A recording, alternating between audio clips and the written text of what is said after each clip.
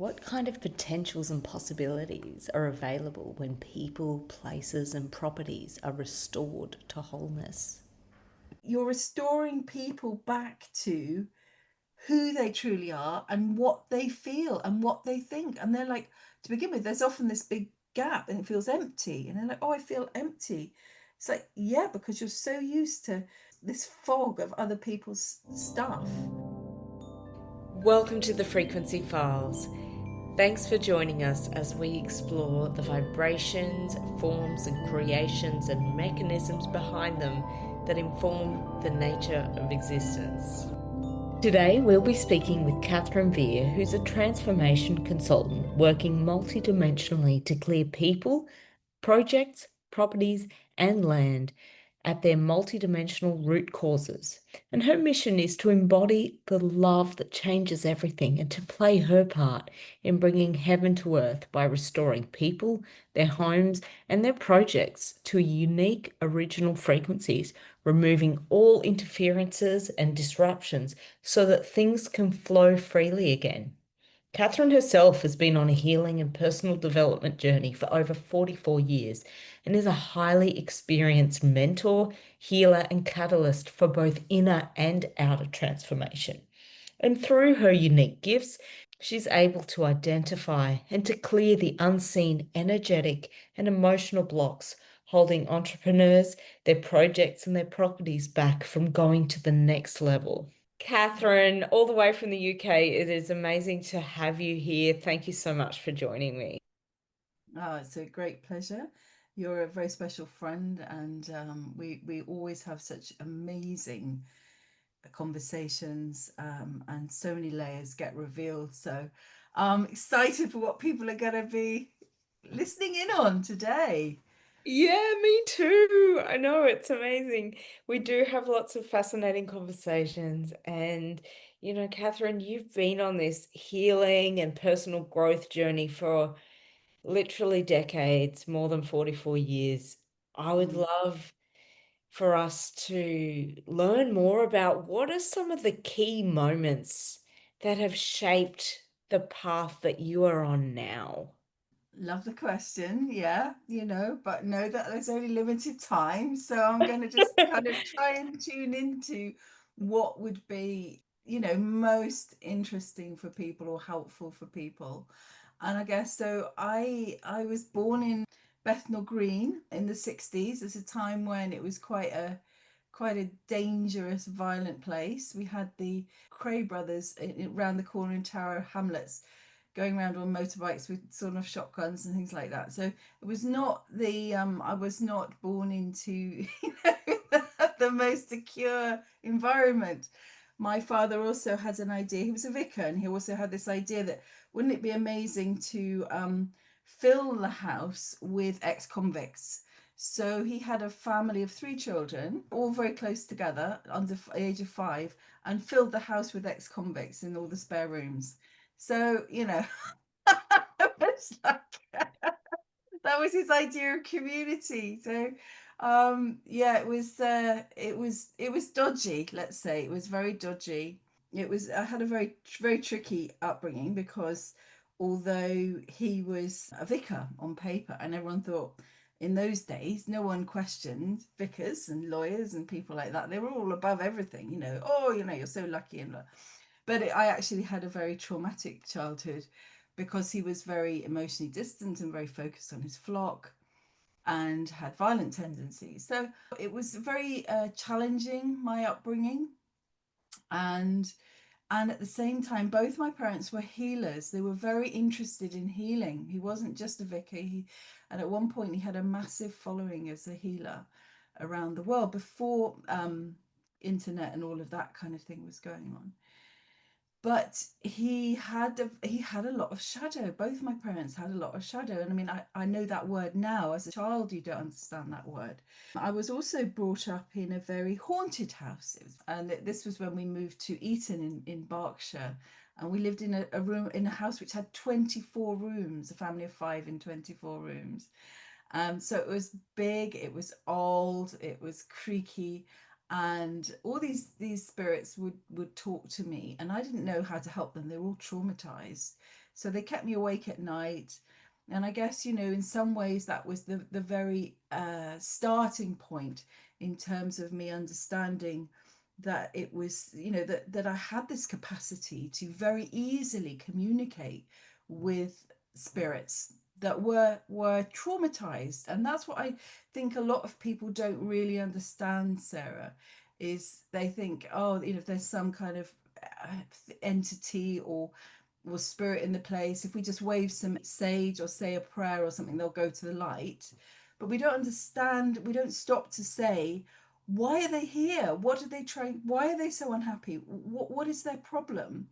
And because I have this facility to be able to talk to them and have a dialogue, I hear their stories. And when we come on to that, I had some absolutely fascinating stories from people as to why they got stuck, why they're too scared to go forward, or they don't know they've died, or whatever their problem is.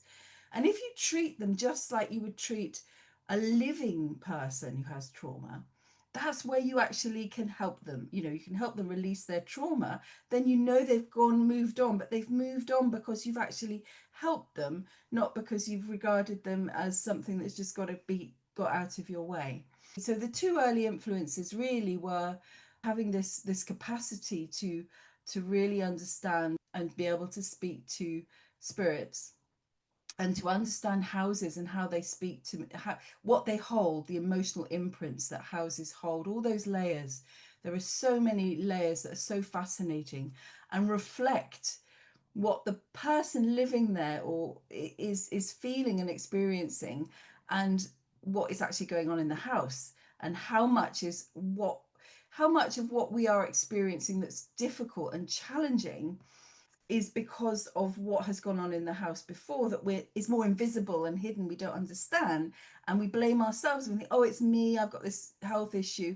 And you don't realize until you look into it that perhaps that health issue has been the same thing that everybody in that house has had, or it's something that a depression that everybody has always had in that place, or couples have had houses where couples always split up, that kind of thing.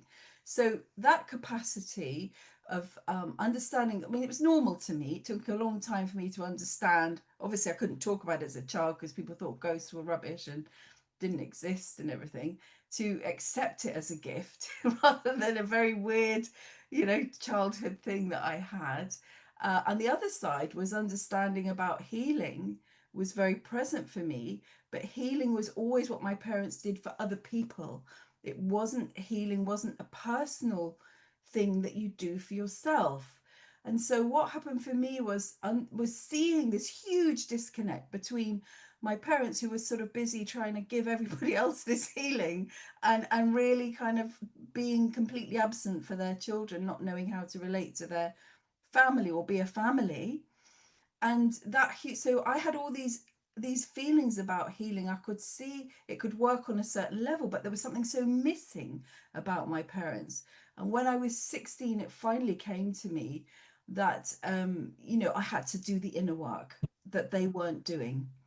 And that is why I've been on this path for such a long time, because I started so early. I started at the age of 16 with this realization that this was the part that was missing, and I had to do this inner work of integrating my shadow. Even though I didn't have the words for it then, I started exploring eco stuff, all different spiritualities, healing modalities, and personal development. And I went on my very first workshop when I was 16 to London.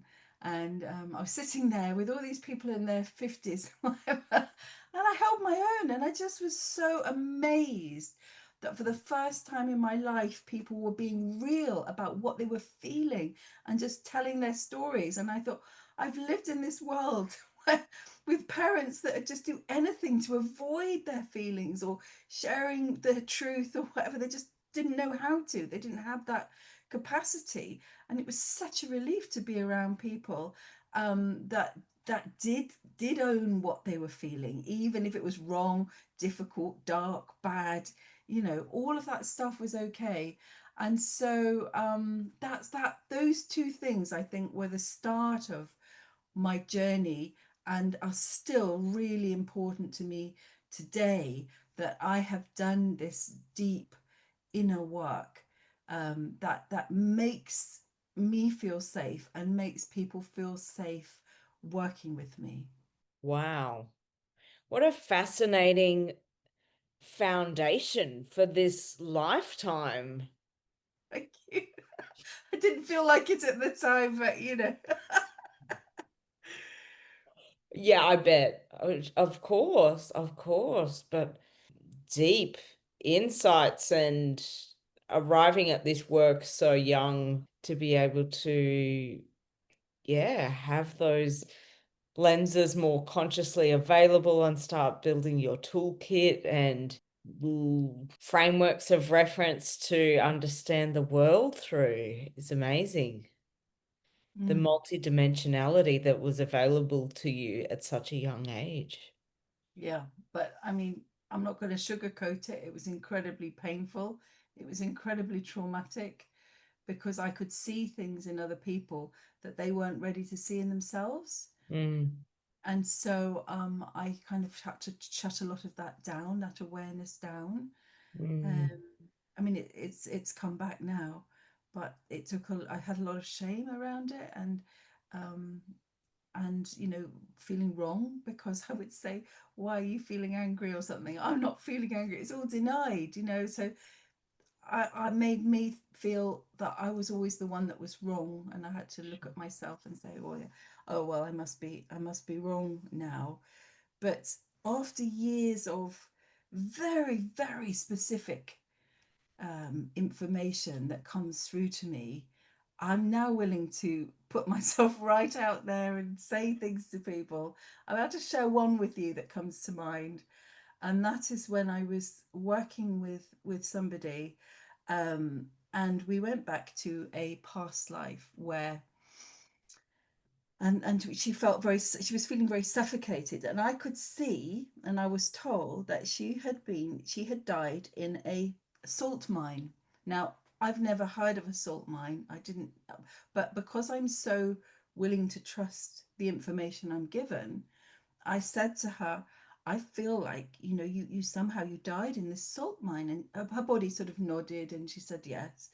And we worked through it together and we cleared that for her.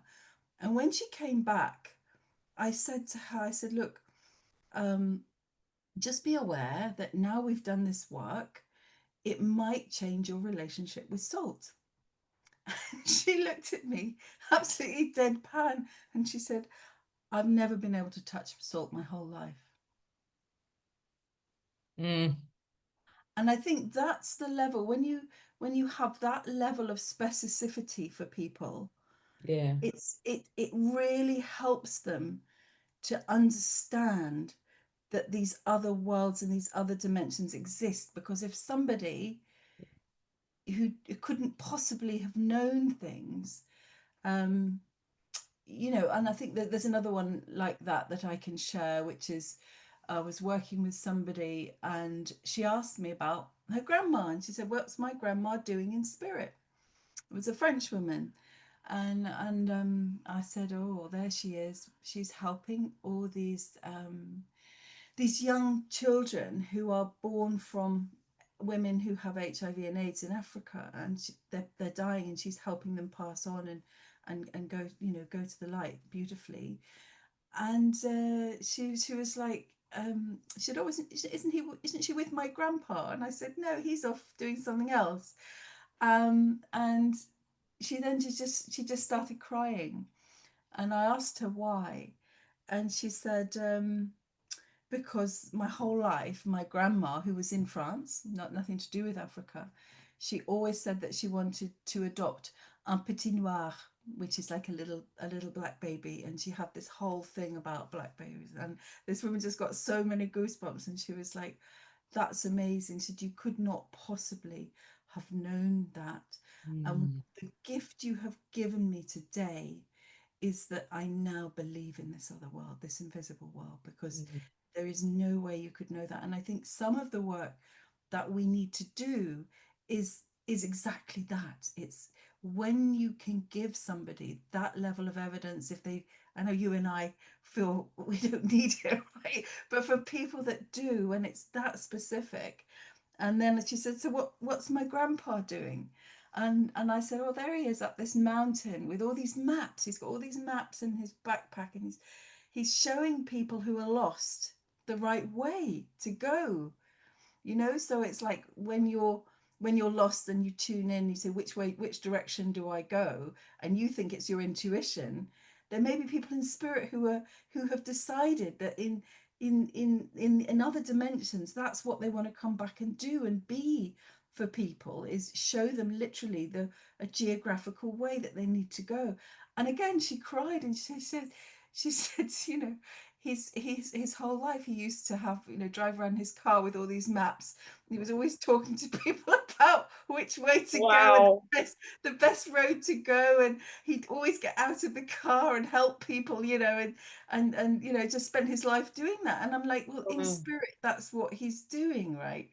So, I mean, these are other connections that are just so beautiful for people to understand, that life goes on, and that there are these themes in our current life that will go on. And just because you're together as a couple in this life doesn't mean to be you're going to be together. When people say, "Oh, so and so's died, he's gone to be with his partner," or something like that, often they haven't. They've gone to do totally separate missions in Mm, spirit. It's so fascinating how these dimensions intersect.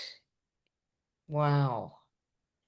How did you start to really professionally apply these skills? Like, was there a point where you said, okay, I'm going to start working in this field, or did you sort of stumble into it? What did that look like? I was made redundant. And the same week, I got a payout from a car accident that I'd had a few years before. And I literally looked up at the sky and I went, "Okay, I'm ready. What am I here to do?" I've got this financial cushion. Um, yeah, I need to know now what my purpose is. And it took 2 years, I think, about 2 years. I got to a point, and I think this is a really crucial one for people as well. I got to a point where I decided that whatever came towards me, I was going to say yes. And so a friend said, "Would you like to come to this workshop in the New Forest, this healing workshop?" And I'd looked at the woman running the workshop the year before, and I'd just got a bit of a no, no, I don't, no, not for me kind of thing. But because I had decided to say yes, I said, "Yes, I will come." And I booked it straight away. And the night before, I had this incredible dream of the sun going over, and over me, and this whole kind of amazing experience that I had. And I turned up at the workshop. The woman running it literally greeted me like she'd always known me. And I sat there and I listened, and there were about 20 women, and each one said how that person had changed their life. And I thought, wow. And by the end of the day, um, when it came up that there was a whole healing retreat, learning how to heal for a week coming up, I'd signed up. I just signed up. I knew I had to do it. So that's sort of how it happened. And I guess that's a really important thing to say to people when you're really stuck. Maybe you just get to a point and you just say, right, for the next however long, I'm just going to say yes and deal with whatever happens, right? I mean, not to be crazy stuff, but you Sure. know, opportunities come up. I'm going to really just go yes and see how far I can go with them, because when you're stuck, often you're saying no to things, no, no, no, and you're holding things out. But from that, I went to the healing workshop, and the first night, and I'd never done this proper hands-on thing, before. The person said to me, "Oh, how long have you been healing?" I said, I don't know, I'm not a healer." But by the end of the week, everyone was going, "God, you must do this." So I drove home from Cornwall, and on the way home, I did 3 healings before I even got home. And I mean, there was one woman in a coffee shop, and she just grabbed my knees there, and she went, oh, can you help me? I know you can help me. Can you heal me? And there I was in this coffee shop, healing this woman, healing this woman. And my life just went crazy for the next 3 weeks. I was just like healing everybody, doing, everyone was phoning and doing things. And then my brain kicked in and it went, you cannot carry on like this profession. You've got to learn how to do it. And I almost kind of regret that in a way, because I feel like the energy of that was so powerful. And my brain kicking in and going, no, you've got to learn some healing modalities. And I know, and I did. So I went on and I trained in many healing modalities. I've trained in counseling, psychotherapy, lots of different energy healings, and taught them myself. And I'm a trained transformational coach. So I've got a lot of training behind me, but I've always done my own signature work in and around and between that, because of my own healing journey and the understandings that I have. So yeah. Mm, really interesting. Wow.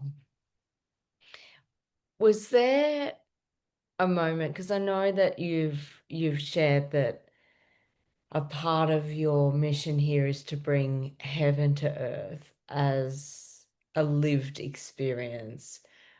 Was there a particular moment where that idea or mission landed for you? All these new age ideas and heaven coming to earth are kind of quite trendy things, I think, for a lot of Mm, people. They're words, yeah. ascension, all these kinds of, things people say, and think it's something new. And Yeah. it's not anything new. When I was a child, and that is quite a long time ago now, I had my mother's sister Daphne, and she, I feel, was one of the main completely hidden and reclusive architects of the New Age. And Mm. so when I went to stay with her, every morning she would open up envelopes, and she would use the back end of promotional papers that came through the door, anything like that. She had piles of envelopes she'd opened up to make paper, and she had a biro, and she would literally every morning be writing, writing, writing, writing, writing, and drawing pictures all about the planets and about the new age and about resurrection bodies and all this kind of thing. And and when I went to stay with her, I would sit beside her on the bed and I'd just watch her, and it would all come through. Now, this woman had no access to any spiritual teachers. She didn't really read any books apart from the Bible, I don't think, not many anyway. But she didn't have any of this understanding, and yet she had this pure downloaded understanding that was coming directly from source. Now, no, her name is Daphne Smythe, and that's the first time it's ever been said anywhere, right? But she is not known. Nobody will know what the work that she did, because the early people did all this work in secret, because there weren't the networks there wasn't the internet there. And so when people think that they've discovered it in their 40s, or isn't it wonderful now, you can talk to your hairdresser about the law of attraction, or abundance, or something. Everyone thinks they know what you're talking about, and it's something that's just happened. It isn't. It's something that's happened over aeons. It's something that has always happened on these other levels. It's just these other levels have come much closer. But there were people that really suffered. Her life was very, very difficult and very lonely, and yet she had this connection and she trusted it, and she had all this wisdom that came through her. And so there were these people, and I was very fortunate that I had this access. I had parents who were interested in healing. Okay, they didn't have the full understanding of doing their own inner work, but I also had her and her connection to all of that. So Mm. that was all there. That this is nothing new. This is something that's gone on for a long time. And so then some of us, like, and then for me in my journey, that's been so long and deep and frustrating at times, you know. And I think now on people coming up behind me who are younger, and I know that I can help them, and I know that life is going to be easier for them because of the groundwork that some of us have done. And it was clear for me with my inheritance of having these impact from, you know, two or three women in my life who really impacted me through my childhood. And I don't think I would be here if it wasn't for them, Mm. or have the understandings that I have, but particularly about bringing heaven to earth, and how that is really about bringing through love, bringing through unconditional love, and restoring everything to it's to how it should be and how it needs to be. And I feel like we've got very caught up with healing, right? Healing this, healing that, personal development this, personal development that. And I certainly am completely hands up. I was as well till very recently. You know, oh, there's something wrong, I've got to heal it. There's a fracture, there's a wound, there's a trigger. And I was on this sort of healing paradigm, next thing to heal, next thing to fix. And very, you know, and I've been so blessed that finally I've gone beyond those healing paradigms to understand that we're actually here to bring back original wholeness. So it's that original wholeness that is the heaven on earth that we are to bring back to people, to land, to properties, to missions, and work. And it's so I have a feeling that it's only now that it's possible to even really talk about that, because we've got a lot of stuff we've inherited, you know, about from psychology and from the healing paradigms and the energy healing business and coaching. And it's all about me as a person, developing myself, improving myself, healing myself, you know. And we need to go beyond that to actually understand, yes, we need to heal, yes, we need to sort things out, but let's do it from a place of wholeness, from a place of this heaven on earth. And let's connect into and remember and restore that frequency of heaven on earth. And when we do that, then we are creating the field, we are in the field that where all sorts of distortions and issues and triggers and wounding can literally dissolve and entrain into that frequency. Mm. Mm. Yeah, and it's a different orientation point. Yeah. I suppose when it comes to this distorted signal that's being emitted, whether that's through people, through projects, through properties, can you speak into more of what it is that creates that distortion and the restoration journey to wholeness? Sure. So when we're born with this beautiful shining light, original blueprint template frequency. And this frequency is an eternal frequency. It cannot be raised, it cannot be lowered. All that can happen is that things can move us away from it. And therefore it starts to feel more distant, more, you know, more something to do with the past, as we leave it behind. So we come in with this frequency, which is ours, is always ours, and then life happens. So we come into this very distorted world, matrix, whatever you call it, and we're around people who have very distorted energies, and they're very disruptive because they've had trauma, they've had shock, they don't really know who they are, they're not probably in touch with their bodies, they don't really know what they're feeling, and so they're acting out all around us, and they're making lots of demands. And so we're moved away from really holding and honoring and conserving that original energy and frequency that is ours, because we're getting entangled in everybody else's thoughts, beliefs, behaviors, needs, demands. They're all imposing on us and demanding things from us. And so they start to take our energy. We start to be drained. We start to not have energy. We start to be ill. We start to be confused, and we start to blame ourselves. All these things happen because we're coming into a very distorted world. Now, there's lots of different ways of seeing that. Yes, we come in because we've come in to change it.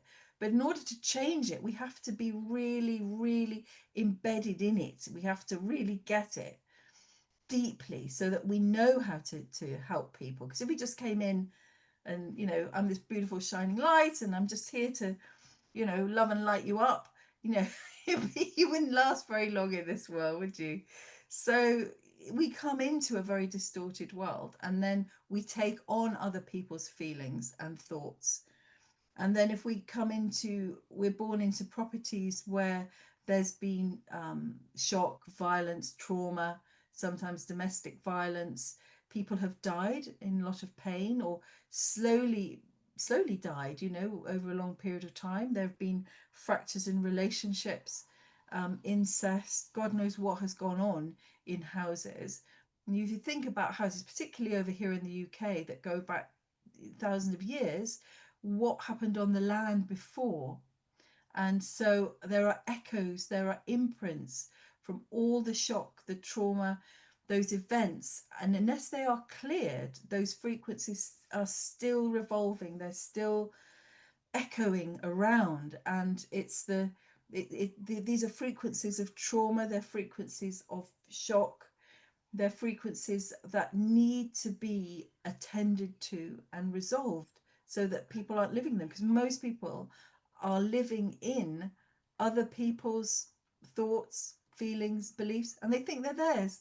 And it's amazing when you clear other people's thoughts and feelings and things from the past. People are like, oh my God, why have I been having all these thoughts? Why am I feeling all these feelings? I thought that was me.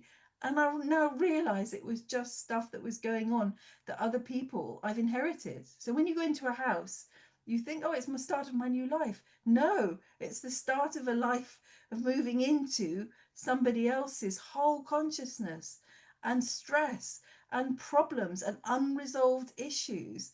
They are all still there unless you are able to see them and clear them and take the house and the property back to its original frequency of the land. And when you do that, you're not just clearing it for people, you can also then bring in life enhancing energies so that the place and the land become healing land, and they can support your work. They support your relationships. They support you to do what you're here to do. So you're taking the land and the property back to their original blueprint. And it's so fascinating when I look into properties, and I do this remotely, and I've done it all around the world, and I can see things like, what the builders were feeling like when they were doing that wall, or the fight that they had over ownership in 2 generations ago, or what something that's gone on with the neighbors. It's often something that's in the area. Even it's not necessarily just the property, but what has gone on. And there's so many things that go on, and people find it fascinating. It usually takes me hours to really go into clearing a property fully, because there's so many connections between what the people in the property are experiencing and what they've inherited, and what's going on, and what they're feeling in the present. Now, you did say I was going to tell you a couple of stories. So I'll tell you a couple of stories about, from one of them was, I worked with a woman who had a problem with her neighbor, and she was telling me about her neighbor, and she said, so we were talking about this problem that she had with her neighbor, and I tuned into it, and we were as we were talking about it, and I could see that there was a real problem there, and it was a problem with an owner that had been there before, because this guy had moved in and he had all these problems, and I don't understand why he's having all these problems. So I looked into this remotely, and I said, oh, so he's got a problem because he doesn't. There's a spirit here, and he doesn't want to move on. And she said, why doesn't he want to move on? And I looked at it, and I said, it's because he pushed his mother down the stairs and she died, and he doesn't want to go to heaven because he doesn't want to face his mother. He's too scared to face his mother in heaven, right? So I said, okay. So we had a dialogue between, I spoke to him, and I brought in his mum, and we talked to both of them about it, and, resolved it. And he got his forgiveness, and she was fine, and everything else. And then we finished that beautiful piece of sacred work of, for them both. And so he was quite happy to move on then. And then this woman said to me, she said, when I told her what was going, she said, that's funny. She said, my neighbour's been trying to put in a staircase for months and hasn't been able to. Wow. I said, well, he probably will be, he'll be able to now. These sort of things are absolutely, absolutely fascinating, because I just stay in the moment, and I'll bring in whatever organically comes in, and I trust it implicitly now. And it's only afterwards you often get the thing of, oh my goodness, that's why that's happening. Oh, that's not me after all. That's because of that. And then you're restoring people back to who they truly are and what they feel and what they think. And they're like, to begin with, there's often this big gap and it feels empty. And they're like, oh, I feel empty. It's like, yeah, because you're so used to living in other people's, this fog of other people's stuff, that now you've got this home that is there as your support, waiting to hold you and support you. And you're not used to that. It feels completely alien until it happens. And then you're like, oh, but what we're talking about, Sarah, is because it's so invisible. If people go out there and say, I've got this problem, I can't get this staircase sorted or something, what are 99,000 people gonna say to you? They're gonna say, oh, find a different builder. Yeah. Yeah. Yeah. Wow. So there was that, and I mean, I did a very big piece of work on the Cocos Keeling Islands in the Indian Ocean. They're actually Australian territory, but I had there was a woman and her husband went there for a year to do a project with bees, and they were looking after this large colonial house, which is like the only colonial house on the island that was set up by an English guy who went over there as like king of the islands, if you like, and then took a lot of people from Malaysia, and Africa over there, enslaved, to work on coconut plantations. And ever since they'd gone there, everything had gone wrong. Boats had broken down, the car broken down. There was all sorts of funny activity going on in the house. Local people wouldn't go near the house, and we did a beautiful piece of work where we took it back to the point of creation. And that was where that those islands, because 27 little islands on together there in the middle of nowhere, thousands of miles from anywhere, were meant to be a stopping point, a healing point for travelers of the high seas to go and heal and move on. And then they were created into this because of this guy setting himself up as king of the islands and enslaving people. There was all that history there that was still affecting things. And when we looked into it, so we first of all we took the islands back to this point of creation, which was such a beautiful piece of work. And afterwards the sun shone over the beautiful lagoon, and it was an amazing experience for my client over there, who was living over there. And then we did another piece of work where we went into the beings that were still there, and this guy was still there with his mistress. I got her name, it's Oh, Claudia. And she was trying to wake him up, and she had actually called this woman to go there, and then to contact me so that the whole thing could be resolved and cleared. And she was desperately trying to get his attention, but he was feeling guilty, didn't know, confused, didn't know what he'd done. So we listened to this dialogue between them. I enabled them to speak to each other and to be able to resolve things that were there and give him the understanding that he needed and the acceptance that, oh, in those times that was a normal thing. It wasn't, and that's why where he went wrong.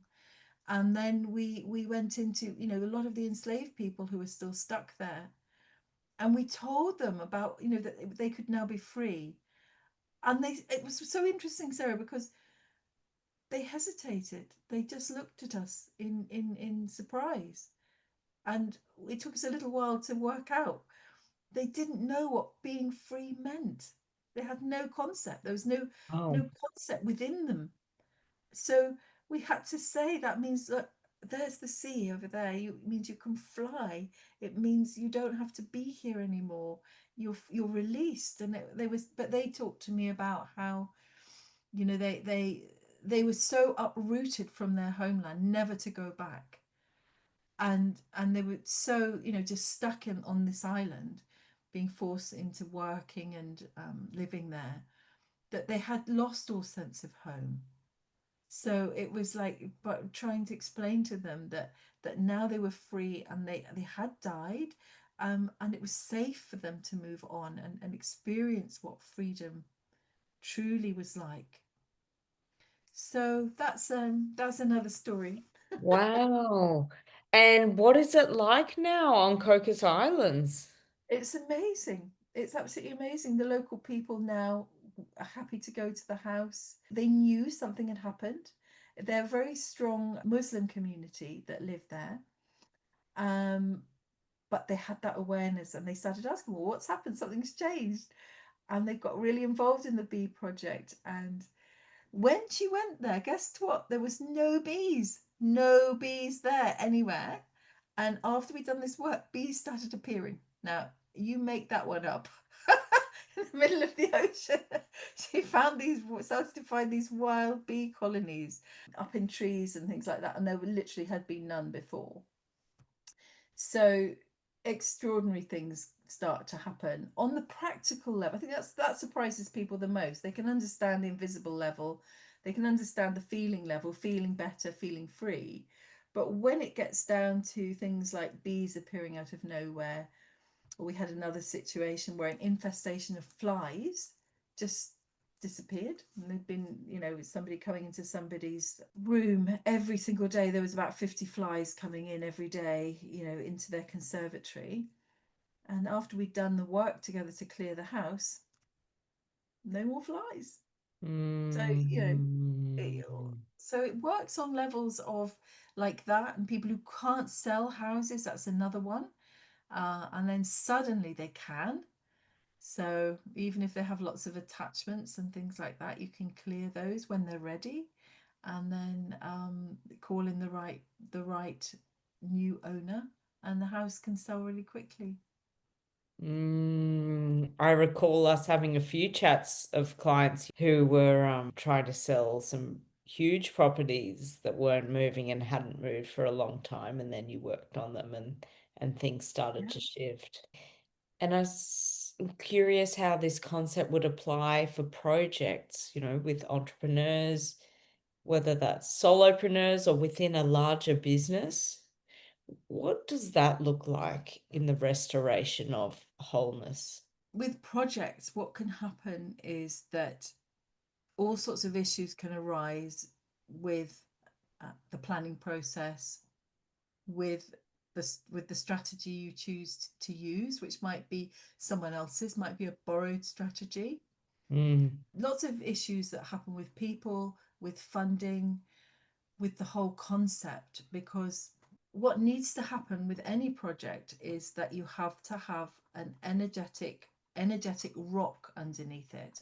And this is where a lot of people setting up their business go wrong, because when you're employed, or when you're working on say, a healing modality that has been created by someone else that's really strong, got thousands of people doing it, there's a really solid foundation and platform that you're working on. But it's borrowed and it will work. And I've seen this, and I think sure you have as well. Lots and lots of people, when they work on a particular modality that's well known, it works for a certain length of time until they get to the point where they feel, no, I need to do my own thing. And then their own thing doesn't work, or it loops. So it works for so long and then it drops, and then it works for so long and then it collapses.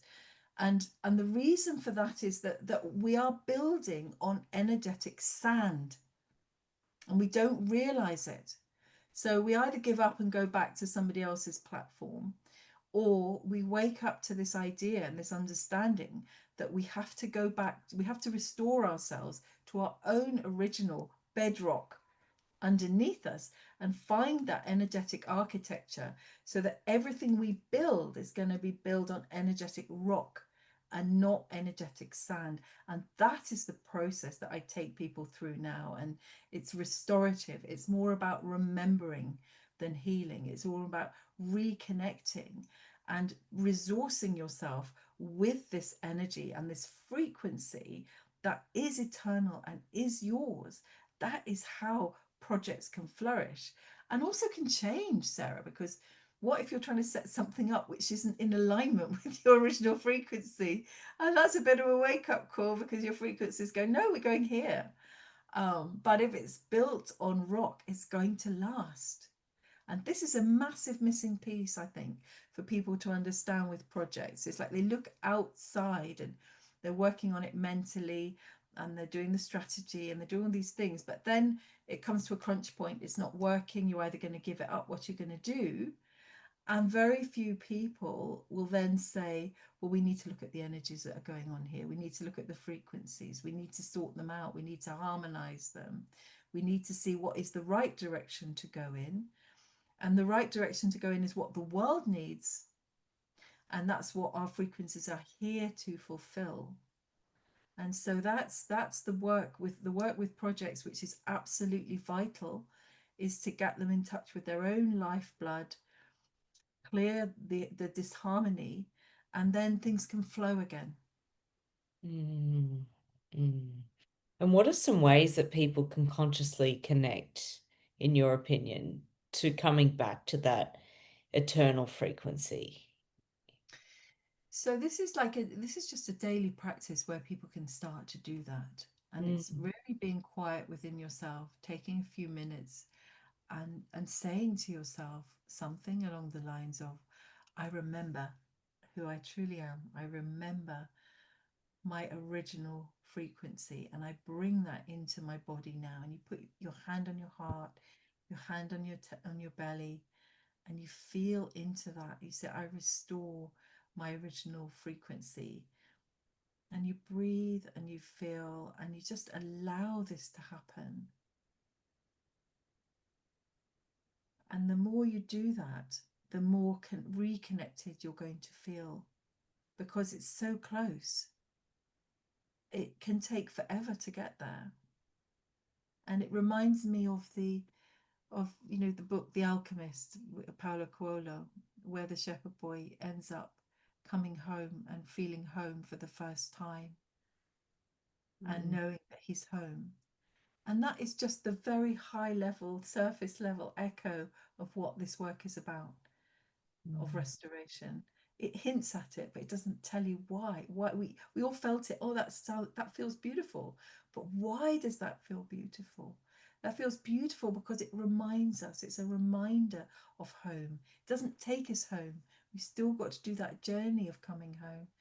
But all the seeking that we do, through all the healing, through all the personal development, all that we've done over the years, is all about coming back to that place of home.